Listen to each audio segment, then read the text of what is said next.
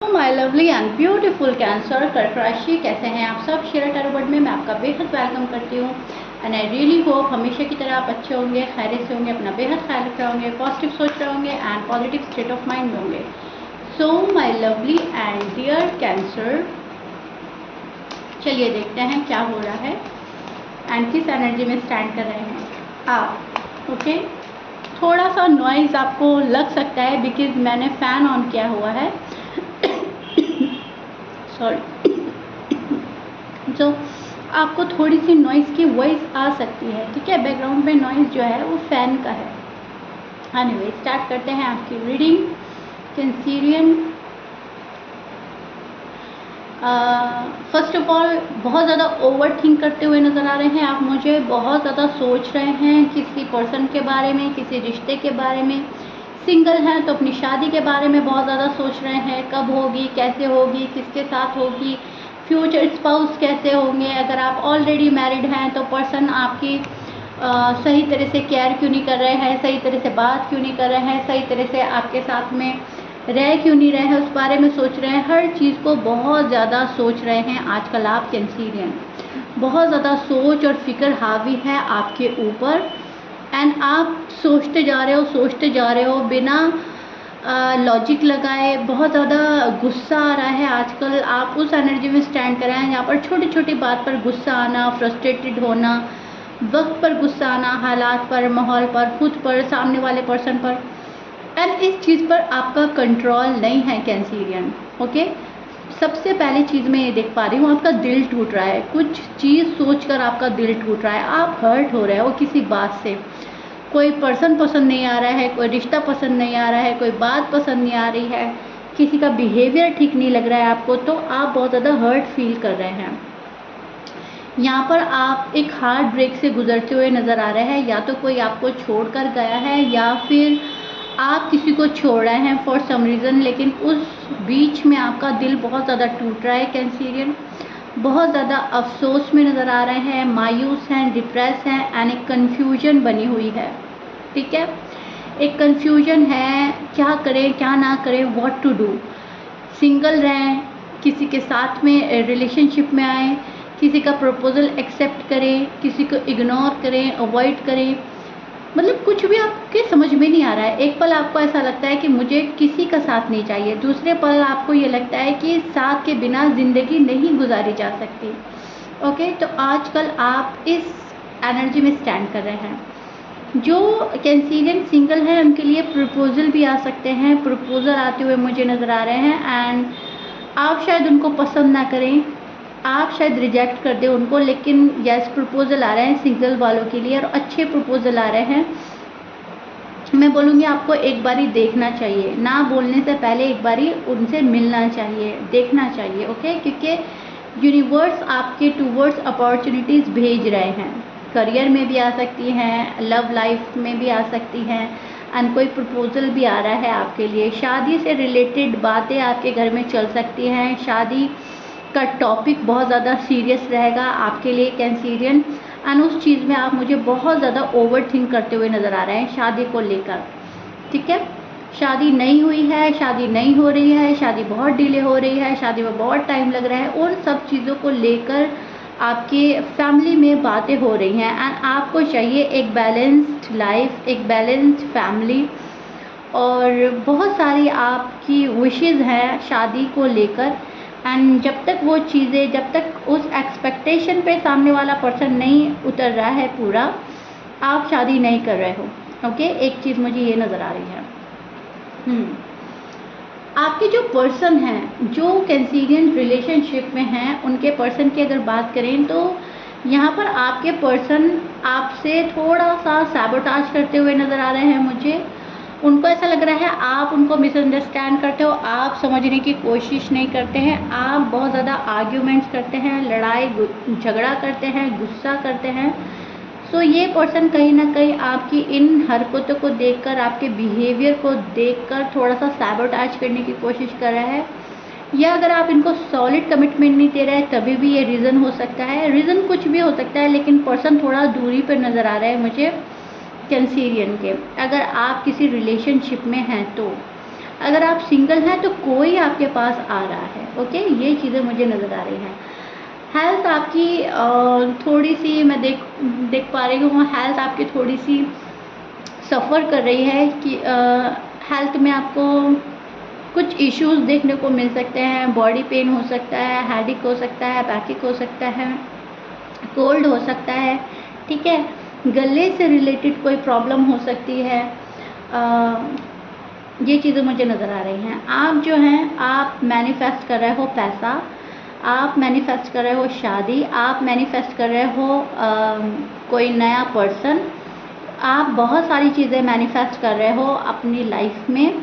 And जब वो manifestation आपका पूरा नहीं हो रहा है तो आपको दुख हो रहा है, वहाँ पर आप होपलेस एनर्जी में जा रहे हो कैंसरियन।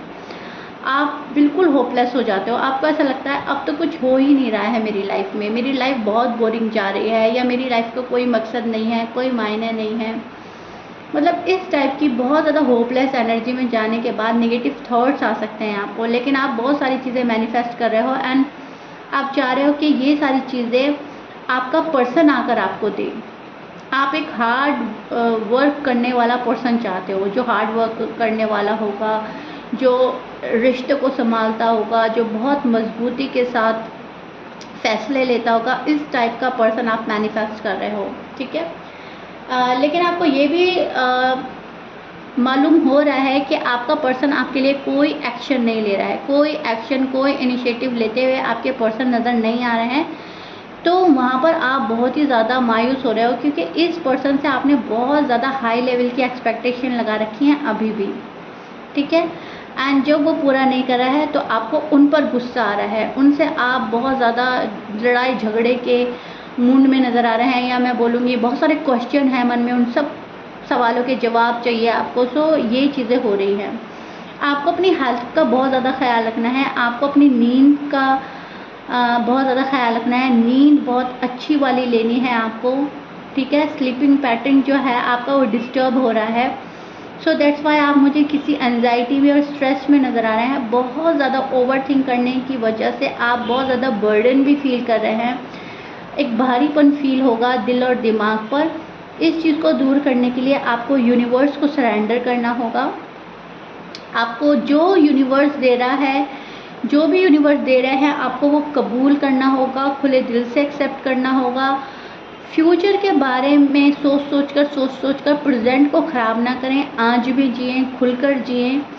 सामने वाले बंदे पर गुस्सा करने से बेहतर है शांत रहें, बिल्कुल कूल एंड काम रखें अपने आप को कैंसरियन, एंड फोकस करें खुद पर। ये आपके लिए सबसे बेहतर चीज़ होगी कि आप अपने ऊपर फोकस करेंगे, चीज़ें जैसी हैं वैसी रहेंगी।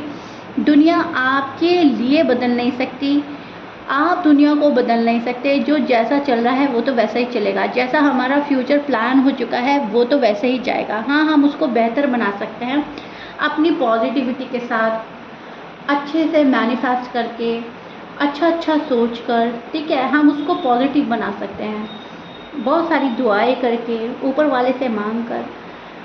आप जैसे नेगेटिव थॉट में जाते हो, चीज़ें आपसे दूर होने लगती हैं कैंसरियन, एंड ये आपका एक माइनस पॉइंट में जाती हैं चीज़ें, ओके। सो जो डेस्टिनी ने ऑलरेडी डिसाइड कर रखा है वो आप चेंज नहीं कर सकते, किसी भी हाल में आप चेंज नहीं कर सकते। ये चीज़ आपको समझनी होगी। अप एंड डाउन बहुत आएंगे लाइफ में, लेकिन उनको हंसकर मुस्कुराकर बहुत अच्छे से वाइसली हैंडल करना ही हमें पड़ता है।